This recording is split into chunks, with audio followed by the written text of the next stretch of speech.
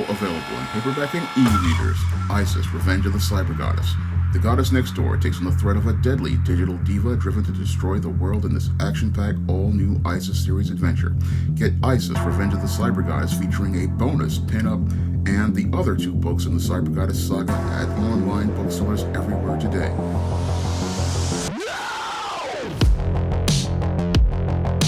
Better get the coleslaw, y'all, because we're having us a barbecue. Before I take Milestone's Shadow Cabinet number 1 to the barbecue, I wanted to give everybody an update on Spinsterella Goth Girl Summer. Now, I originally planned for Spinsterella Goth Girl Summer to be a light novel that was going to be featuring some art. Unfortunately, I haven't heard anything from the artist, and I needed that art by December. So sadly, Spinsterella Goth Girl Summer won't be the light novel I originally planned, and what it's going to be is just another novel, and I'm sorry that I cannot get this book to you as the original light novel I envisioned, but that's just how it works these days with artists these days.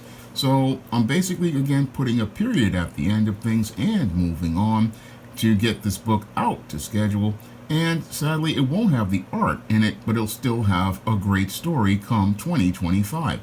Now, with all of that said regarding Spinsterella Goth Girl Summer, I'm going to have to take the Shadow Cabinet to the barbecue because this comic basically shows the complete ineptitude of Reginald Hudlin overall. Now, Reginald Hudlin is the worst thing to ever happen to the Milestone characters, and he's the worst thing to ever happen to the Milestone characters because he basically just has no regard for the previous history of the source material for these characters, and since he has no regard for the original history of these characters, he's basically butchered them in this Milestone 2.0 or Earth M. Now, this Earth M Milestone 2.0 is all Reginald Hudlin's reimagining of the Milestone characters, and sadly, this whole reimagining shows his lack of vision and creativity as related to comics and overall comic book storytelling. Now, Reginald Hudlin, back in the day, was a big-time comic fan who loved comic books, but sadly, he doesn't have that creativity to go out here and develop a craft for storytelling, and that was shown with his really inept run on Black Panther about a decade ago, and sadly he hasn't really looked to learn any more about the craft of comic book storytelling, and that shows all throughout the overall vision for this Shadow Cabinet series. Now, this Shadow Cabinet series is the latest comic to come out of the new Milestone 2.0, and this latest comic to come out of Milestone 2.0 shows me a company in crisis as related to its editorial, because this comic basically comes out at least about a year and a half later after the just disastrous Hardware vs. Icon miniseries, a miniseries that basically took the already damaged Milestone universe off track even further. Now, the original Milestone 2.0 universe really started off on a really bad foot, and started off on a bad foot because it started off with the Big Bang being based on a Black Lives Matter riot instead of a general gang fight like the original Milestone universe was formed on.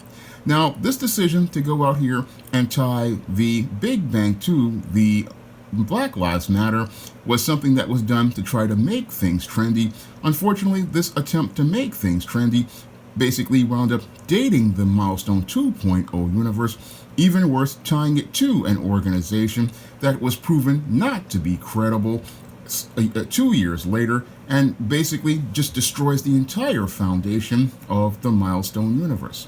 Now, this whole new Milestone universe was not really made to fit the medium of comics. No, what Reginald Hudlin was thinking about was going out here and believing he could go out here and turn this into a merchandising juggernaut where he could go out here and get things made like CW TV shows or things like McFarlane action figures. Unfortunately, Reginald Hudlin's vision for Milestone was one that was completely filled with delusion and didn't really fit reality, because just like Black Lives Matter was proven not to be credible, what happened was the CW basically was sold to a new owner, and the whole idea of superhero shows went out of vogue.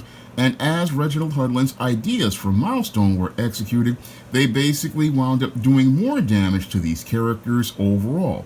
Now, the damage that he did is extremely extensive, to the point where the entire structure of the Milestone universe, again, is rickety overall because it's tied to a discredited organization in Black Lives Matter. And what's even worse is that as this universe was being built, many of the stories were very weak because there wasn't really much done as related to character development.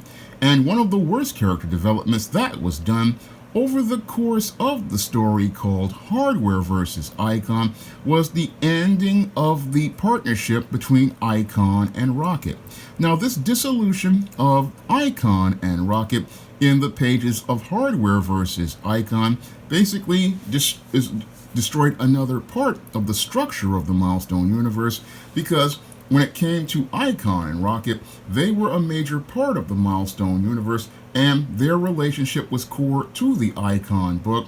But Reginald Hudlin, wanting to go out here and play the game of identity politics, wants Rocket to be a strong black woman, and that's what he's trying to showcase here in this first issue of Shadow Cabinet, which basically falls completely flat, and falls completely flat basically due to the just inept editorial vision of Reginald Hudlin and his overall dysfunctional structuring of the new Milestone 2.0. And Shadow Cabinet is the point where I believe Milestone 2.0 is going to suffer the same fate as Milestone 1.0.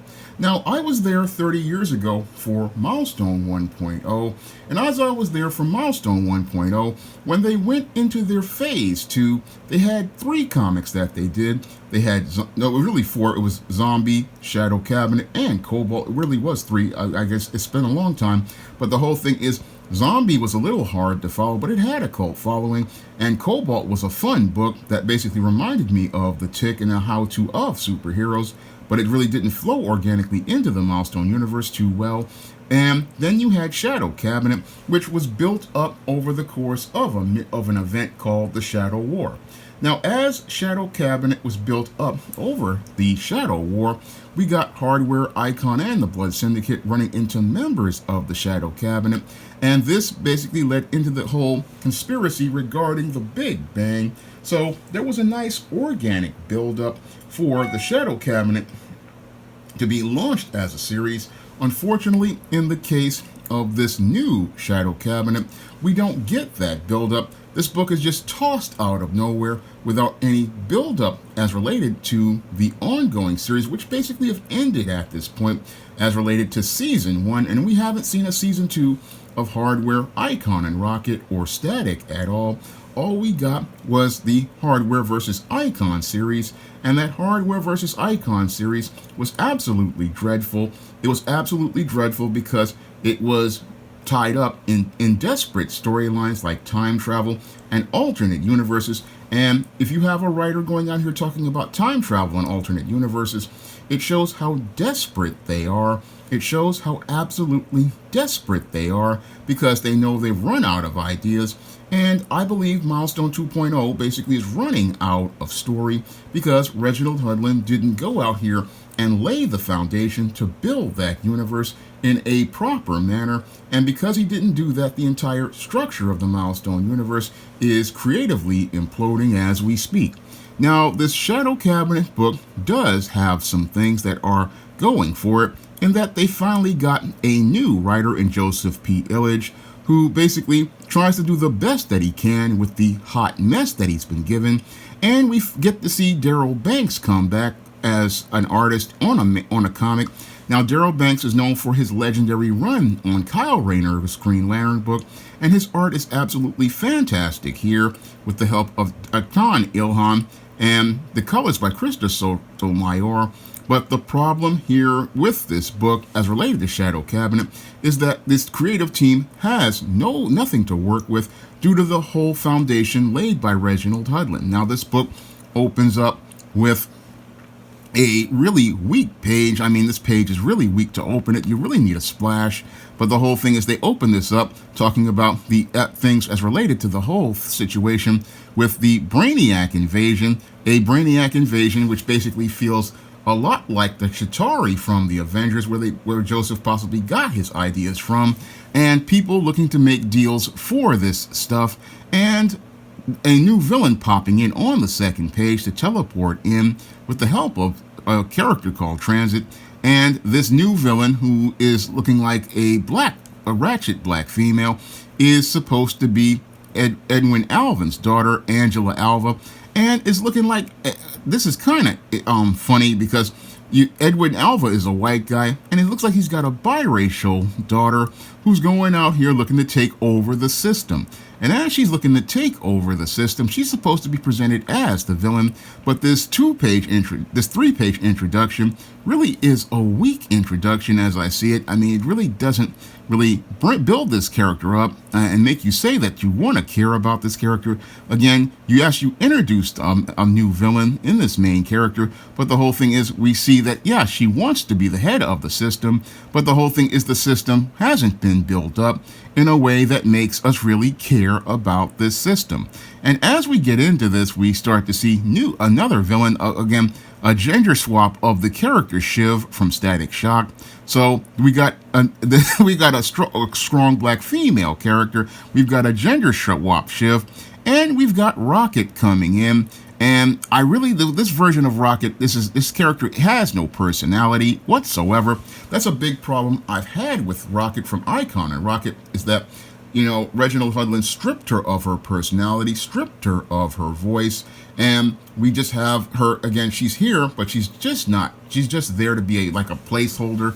So this whole situation, we get, again, gender swap Shiv, and we got Rocket fighting. And this is supposed to lead into the battle that ultimately shows us what's been going on with these Milestone characters. And in the aftermath of showing us what's going on with these Milestone characters, we get, again, more Angela Alva. Again, Edwin Alva's biracial, illegitimate daughter, wherever she comes from. And we get her recruiting someone who looks like Iron Butterfly, I believe. And then we got Rocket going back to the place where she's staying with Hardware as related to the base, and we find her working with Hardware, and Icon is completely gone.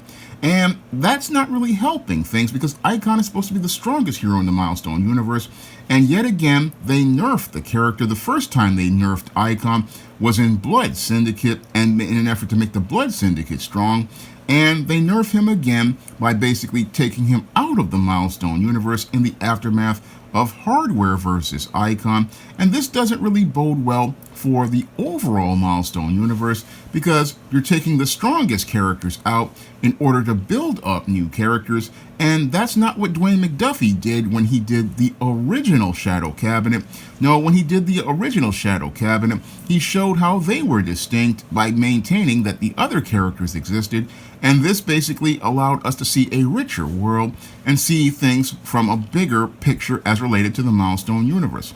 No, with this one, Reginald Hudlin again nerfs Icon once more in an effort to try to make the Shadow Cabinet appear stronger, and in his efforts to make the Shadow Cabinet appear stronger, what he does is make it like, oh, Icon is gone, Rocket's on her own, and the Shadow Cabinet are made to appear to be important because there's no Icon out here and no Static out here, and that really is not good writing. No, that's not good writing at all. It's not a good editorial decision because you can't sell the other characters or make us care about the other characters. And even worse, it just shows insecurity. It shows that you really don't trust your characters to be able to do their job.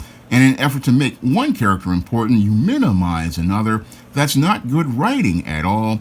No, this whole series starts out with really weak writing, and as it starts out with this weak writing, I mean, it is just overall just is structurally not good.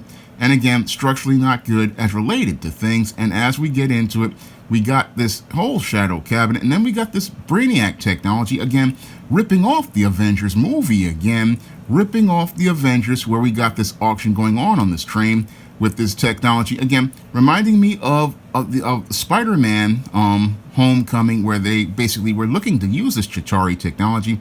Now, how can this technology work when Brainiac is gone? Critical question I have to ask. I mean, I thought most of the technology only worked with Brainiac around, but the whole Brainiac plot device is just one that's absolutely weak as related to Icon versus hardware, and it gets worse for the Shadow Cabinet, where we get Static Shock character Anansi coming in to be one of the members in an effort to draw in the old Static Shock viewers. I mean, what they're trying to do with this character is try to draw in the old Static Shock viewers, but the whole thing is you don't give them a quality story overall.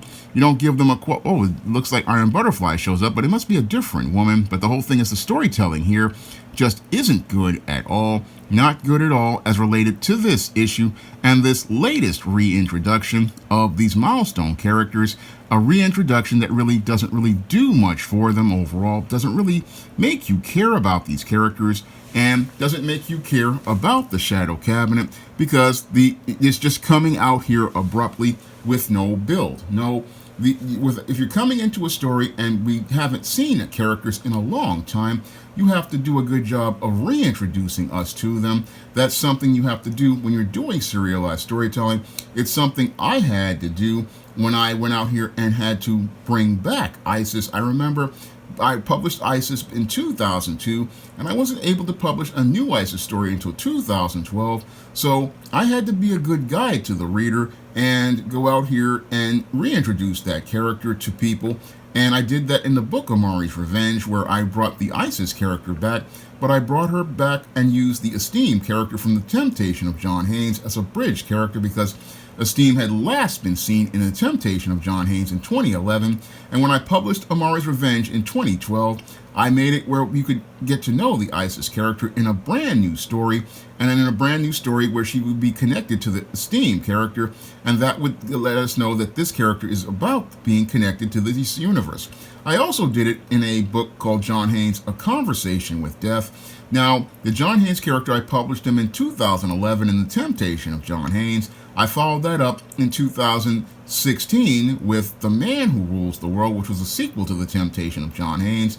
And I also went out here and then did the book A Conversation with Death. But each time I wrote a story with the character, I made sure there was an entry point. Now, I built the character up over the course of about 2 or 3 years with the introduction of Amari's Revenge, where Esteem talks about John, and there's a build-up to the character through Wrath of the Cyber Goddess, and then eventually had him make another appearance in Night of the Vampires and Bride of Dracula, and again, let people get to know the character. Then, when I did The Conversation with Death, it basically led to people wanting to pick up that book. And again, you have to build a character up in order to get people interested, and that's how you get people excited. But you just have this whole Shadow Cabinet coming in. We're coming in cold, and we're not getting a proper reintroduction to these characters. So this book, basically, it just is poor execution all around, and poor execution again because Reginald Hudlin is the worst thing to ever happen to the Milestone characters, because while he's one of these guys who is a comic fan, he has no real understanding of how the publishing business works. He has no understanding of how publishing operates, and he doesn't understand that when you're doing books, you just cannot have a book disappear for a year and a half or so and then come back with a brand new book and tell us, oh, pick up from here. No, that's what's going to lead to people dropping the book, because when they look in the book and they see everything is just hard to follow and a whole bunch of stuff has happened and they don't know where everything is going, this is where people again want to walk away from the book and walk away from this jumbled mess called Milestone 2.0, a 2.0 which has become as big as a disaster as Windows ME. And I dare to say that this is the Windows ME of Milestone Comics. I mean, this is the Windows ME because it's founded on some bad code that starts with a Black Lives Matter Big Bang, continues to go on with CW style storytelling when the CW has just ended its all run of superhero shows with the season finale of Superman and Lois, and it basically starts with the character of Rocket being placed as a solo hero, something most comic fans didn't want because we wanted to see that relationship between Augustus and Raquel go on that shows us how a man who lived in Black history could teach a sister about her history because she would be the first teacher. And again, this would flow into the old African proverb about a race rising no higher than the moral position of its women. And as the woman goes, so went the race. I mean, everything could have been something promising for a Milestone, but sadly they didn't have that visionary like the late great Dwayne McDuffie. And because they don't have that visionary like the late great Dwayne McDuffie, what we get is a Milestone universe that basically is in a crisis worse than the crisis of Infinite Earths, and a Milestone 2.0 that basically crashes just as bad as Windows ME.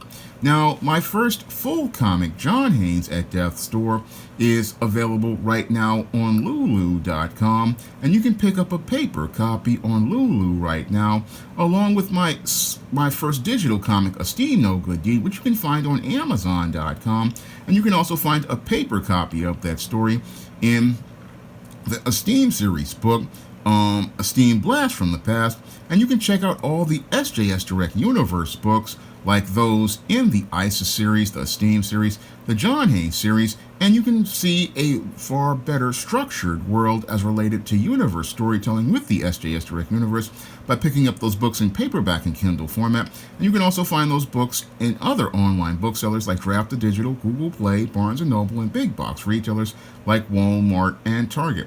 And if you'd like to see me make more videos taking comics like Shadow Cabinet to the barbecue, you can drop a donation to the Patreon, the PayPal, or the Cash App by clicking the links in the description box.